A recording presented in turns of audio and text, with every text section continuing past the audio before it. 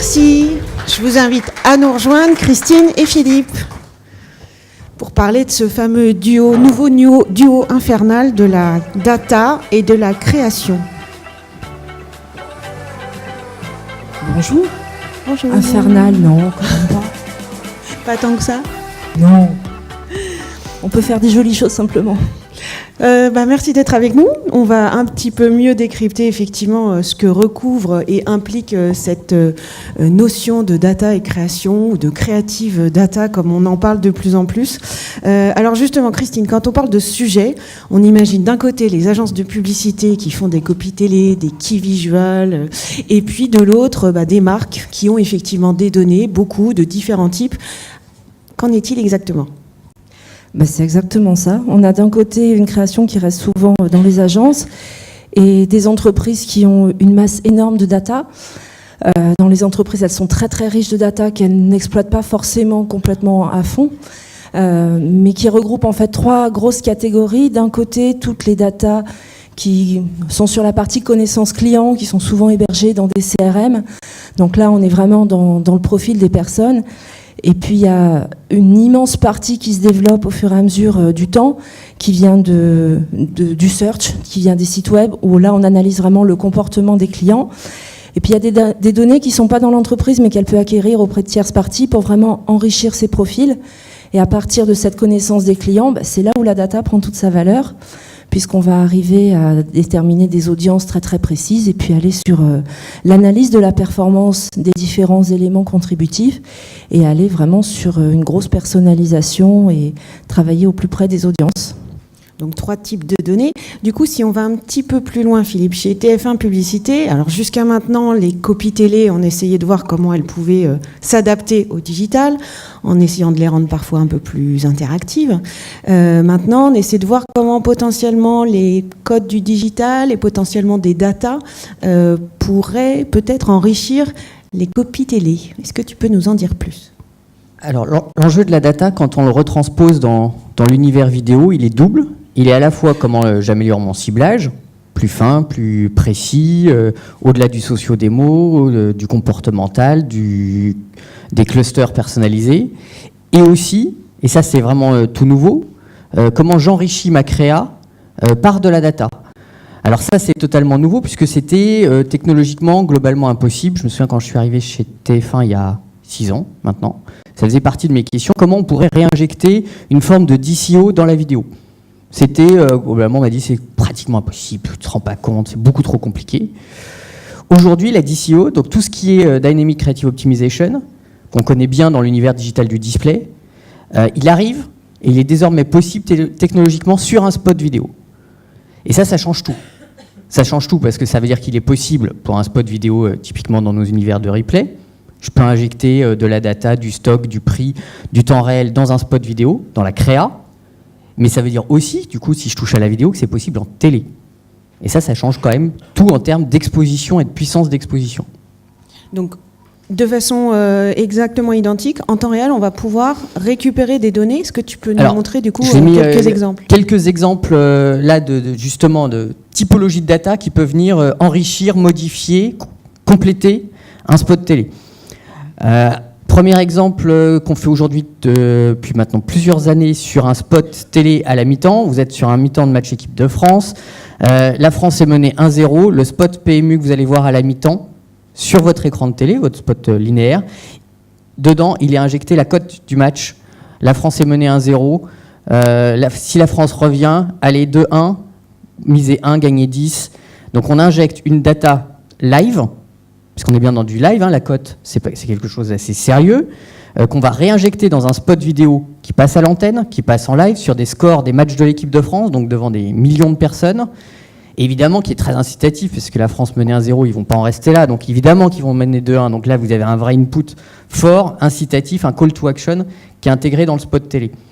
Et aujourd'hui, comme je parlais de DCO, c'est de la data live, c'est de la data dynamique. Vous pouvez intégrer dans vos packshots de fin de spot télé ou digitaux, des notions de stock. Je prends un exemple dans le voyage tourisme. Quel est le voyage que je veux mettre en avant? Quel est le prix que je veux mettre en avant? Quel est ce qui fonctionne le mieux aujourd'hui sur mon site web? Et comment je l'injecte dans ma créa en quasi temps réel? Et comment ensuite, derrière, je la diffuse en télé? tout ça, désormais, c'est possible. Le spot télé n'est plus figé. De même, la data de géolocalisation, c'est aussi possible. Alors pour l'instant, uniquement dans l'univers du replay IP télé. On n'est pas encore légalement autorisé à le faire en télé. Mais de même, on l'a fait avec la Poste. Le spot, la fin du spot est totalement géolocalisée et fonction du département dans lequel vous vous trouvez. De même, on peut aller enrichir un spot télé avec de l'intégration du social.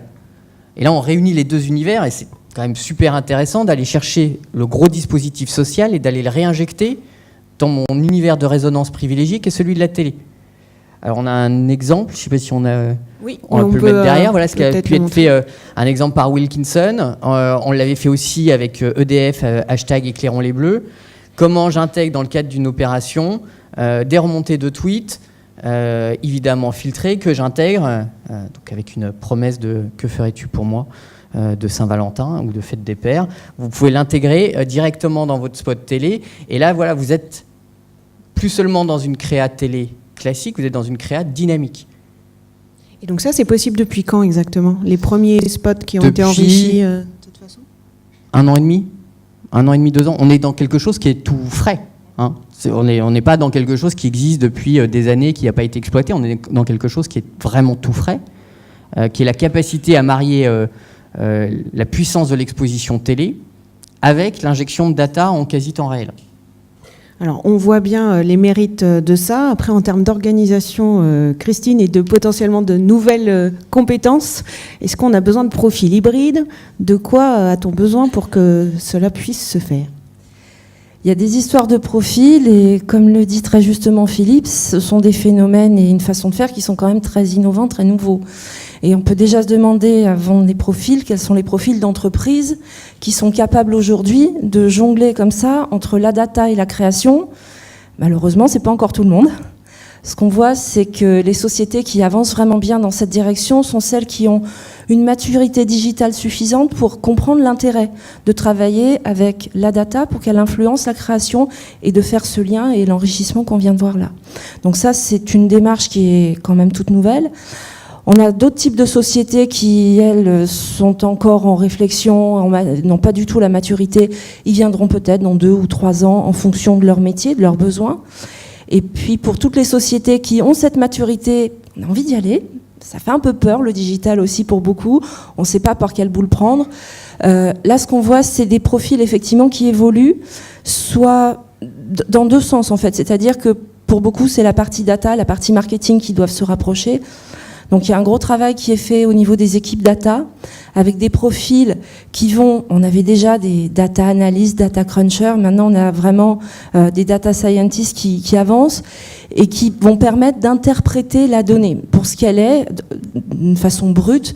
La donnée doit être réinterprétée pour devenir un insight marketing, un véritable enseignement, et à partir de là, on peut en déterminer des recommandations, des tendances, audience par audience, puisque c'est là où ça devient intéressant, effectivement, d'arriver à utiliser de la géolocalisation. Tout ça, ça se fait pas de façon massive.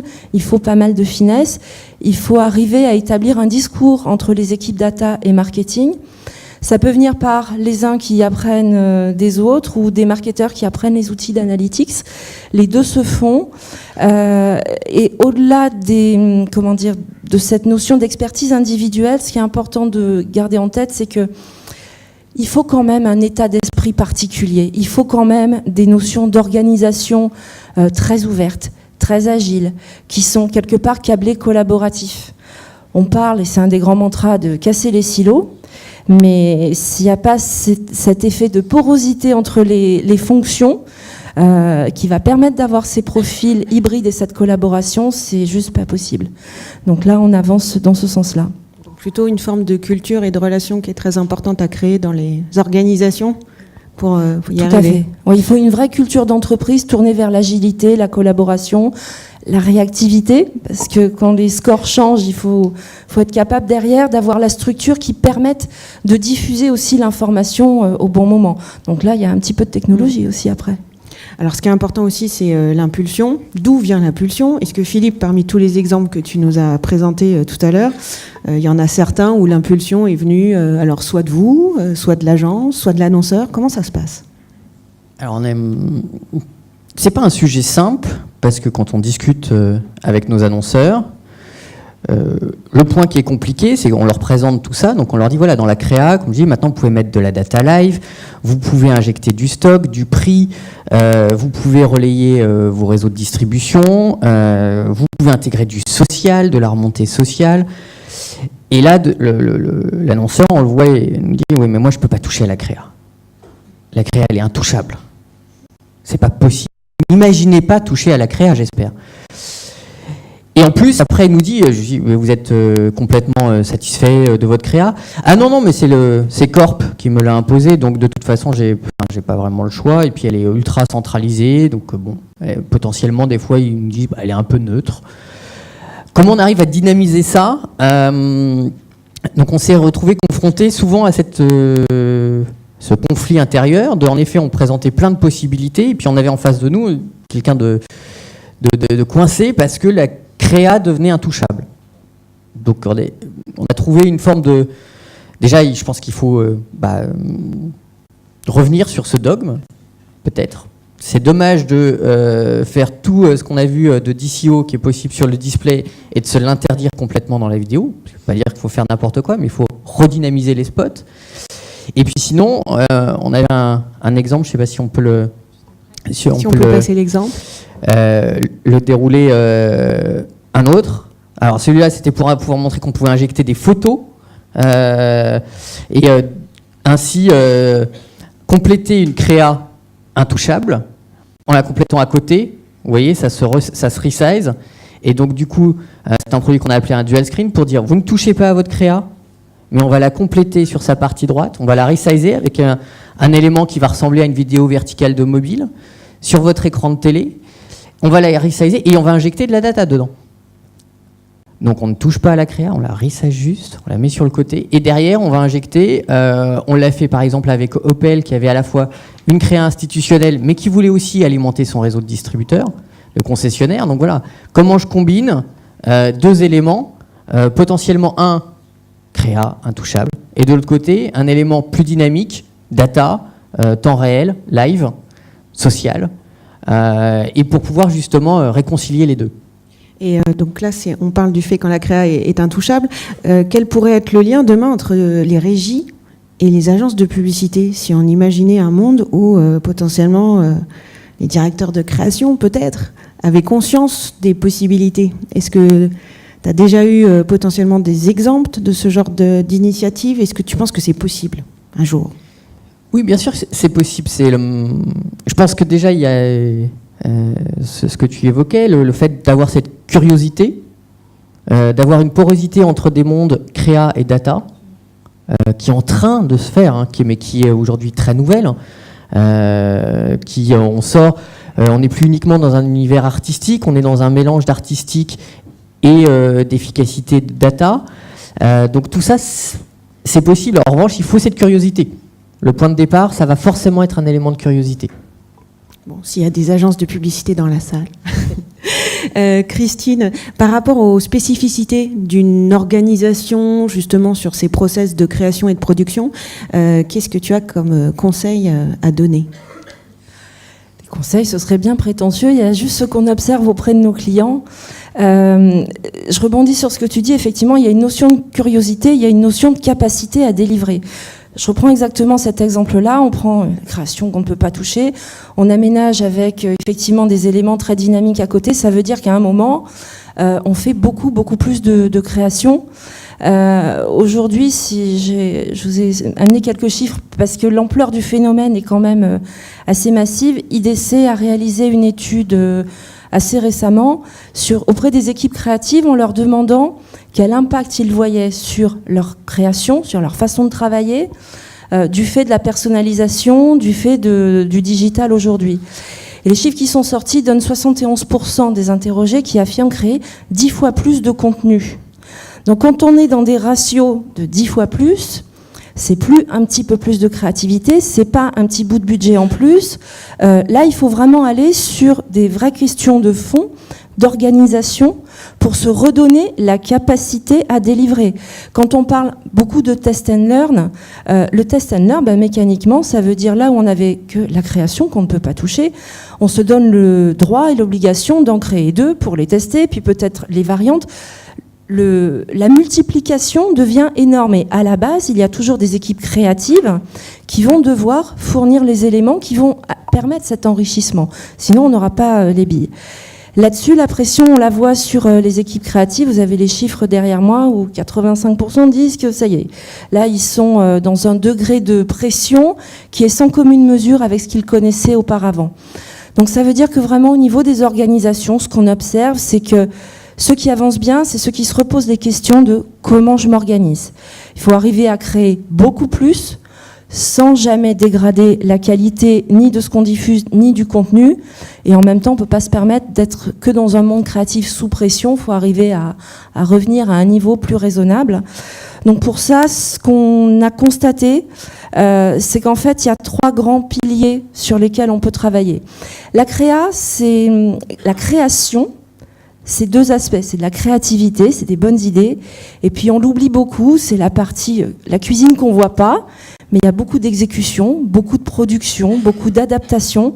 Et c'est sur cette partie-là où il faut absolument éliminer les frictions, supprimer toutes les redondances, la bannière, je ne sais pas si elle existe, donc je la refais. Ça prend des proportions énormes et des pertes de temps assez phénoménales. Pour ça, donc, il faut travailler sur 3 aspects, si on peut les préciser, qui sont d'une part l'organisation, c'est-à-dire qu'on a beaucoup, dans les années passées, évoqué la possibilité de faire de la collaboration entre les équipes. Ça suffit plus de collaborer, il faut aller beaucoup plus loin, c'est vraiment de la co-création. C'est-à-dire qu'on permet à des équipes internes, créatives, parfois séparées, diverses, de travailler ensemble, mais aussi de travailler avec les agences, avec les régies, avec les médias, avec les freelances, sur vraiment une approche collective de la création. C'est évidemment un gros travail à faire au niveau des équipes. On parlait de l'état d'esprit. S'il n'y a pas la curiosité, l'ouverture, un certain sens de chercher ce qui est peut-être pas possible et discuter peut-être avec l'IT qui va suggérer des choses et rebondir en créa, on ne peut pas le faire. Et puis également pour les entreprises les plus matures, c'est d'avancer vers les nouveaux profils qu'on évoquait. On parle beaucoup du X-Design maintenant. C'est des nouveaux profils qui ont une manière de voir différente et qui savent aussi maîtriser la technologie. Parce que c'est la technologie qui maintenant va assurer le 3e pilier en permettant d'avoir des plateformes de travail où on va vraiment travailler ensemble, partager les assets, amener des ressources supplémentaires pour travailler très très vite. On a besoin au niveau des équipes créa de gagner en efficacité, en réactivité. Il faut absolument éliminer tout ça. Et la plateforme, elle peut aussi accélérer les process de décision ? La plateforme peut accélérer les process de décision parce qu'elle va permettre aussi de rendre visibles les créations en cours de travail à des gens qui ne sont pas intégrés dans les équipes, qui ne sont pas forcément les créas. Et c'est quand même beaucoup plus pratique par exemple, de proposer une créa à un responsable marketing qui a donné un brief en cours de route, voilà les refs, etc., des choses assez avancées, et de réorienter plutôt que de le faire au bout d'une semaine quand tout est déjà verrouillé. Il y a une notion de réactivité, d'ouverture qui est très très importante. Pour du coup parler un petit peu de l'avenir, au niveau des chantiers phares, je ne sais pas si on peut avoir des annonces aujourd'hui, côté TF1. Sur ces sujets de vidéo, data, créativité, on va avoir 2 grands axes aujourd'hui qu'on va continuer de creuser. Je dirais le premier pour TF1, c'est comment je réconcilie télé, vidéo et social. Le social, c'est une superbe source de data. C'est aussi un moyen d'aller travailler d'autres éléments. Donc c'est tout le sens de notre prise de participation majoritaire dans Minute Buzz. Aujourd'hui, donc on est en train de monter des produits justement qui combinent, donc on appelle Rich and Buzz, qui vont combiner un spot télé diffusé sur les chaînes TF1 et une créa sociale autour du spot télé, travaillé par Minute Buzz avec leur savoir-faire pour savoir émerger sur les plateformes sociales, qui évidemment pas la simple retranscription du spot. Il faut le rebosser pour ces plateformes, pour le rendre efficace et punchy, et du coup combiner des produits sur les 2, télé live, télé catch-up Et puis justement cet univers social, créa spécifique sur le social. Ça va être le premier axe, tout ce qui tourne social plus télé. Le deuxième axe, ça va être comment, notamment sur notre partie digitale, on est passé, MyTF1 est passé dans un univers logué, vous devez vous inscrire. Comment cette data, je vais pouvoir aussi m'en servir pour enrichir les spots.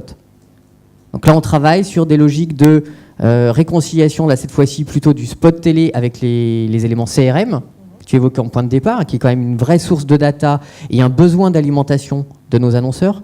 Comment je pourrais profiter de ma diffusion média pour enrichir mes bases data? Je diffuse chez vous des centaines de millions de spots, comment je fais? Donc ça, il y a des moyens aujourd'hui avec des formulaires qui sont injectés dans le spot vidéo diffusé en replay, qui sont pré-renseignés, puisque maintenant tous nos internautes sont logués. Et en quelques mots, du coup, chez Adobe? Chez nous, c'est beaucoup justement un travail au niveau de la plateforme pour aller vers ces réconciliations entre la création et la possibilité d'adresser la bonne audience, donc notamment autour de la DMP. Et puis dans un autre univers, c'est autour de l'intelligence artificielle, comment elle va pouvoir aider la créativité. Alors quand on dit ça, on dit rien, ça peut prendre énormément de formes. Pour prendre un exemple simple, c'est que on sait que la créa, ça vient à tout moment. On a tous attrapé un selfie avec quelque chose qui résonne, ou un DA qui va être dans la rue et photographier un bâtiment, tout ça, qui vont pouvoir s'intégrer dans un de ces projets. À partir de là, il n'a pas les droits d'usage, il n'a pas la bonne qualité photo. Donc ce qu'on a beaucoup travaillé, ce sont tous les algorithmes de search au niveau de notre banque d'images Adobe Stock. On va pouvoir réintégrer cette photo dans Adobe Stock et l'intelligence artificielle va faire son travail de reconnaissance très très détaillé pour vous amener une centaine de propositions plus avec exactement le visuel que le DA a capturé, où là on a les droits, on a la qualité, on peut vraiment l'intégrer dans les projets. Merci à vous deux. Bon, finalement, ce duo, en fait, il est surtout possible grâce à des qualités humaines, si on résume, entre la curiosité, le collaboratif, évidemment, le fait que tous ces nouveaux acteurs travaillent ensemble. Je vous remercie. Merci.